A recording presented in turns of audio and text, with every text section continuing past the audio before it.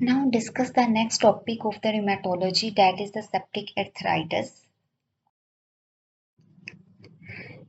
Moving toward the pathogenesis, the septic arthritis is due to the hematogenous spread from the skin and the upper respiratory tract infection. It may be due to the direct extension of the infection from the puncture wound or the secondary to the joint aspiration. In adults, the most common organism is Staph aureus, and in sexually active women, the gonococcus may be responsible. In IV drug abuser and older people, the group B, C, and G streptococci are responsible. Now moving toward the risk factors that can lead to the septic arthritis. These are increasing age, diabetes mellitus, pre-existing joint disease like rheumatoid arthritis, IV drug abuse, and the immunosuppression. The patient present with the joint pain at rest and with movement, and the pain is mostly to a certain joint. That is the one joint that is mostly affected. That is why it is presented as a monoarthritis. The joint may become hot, tender, and the swollen. Patient have a fever, and the lower limb joints such as knee and the hips are most commonly affected.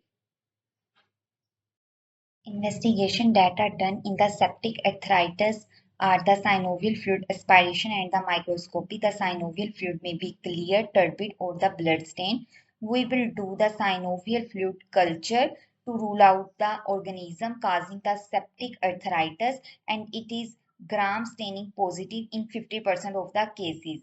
We will do the blood culture to rule out the organism. Genital tract culture, CBC show neutrophilia, ESR and the C-reactive protein are elevated, indicated the inflammation occurring in the body, and we will do the imaging like X-ray and MRI of the affected tissue or the affected bone.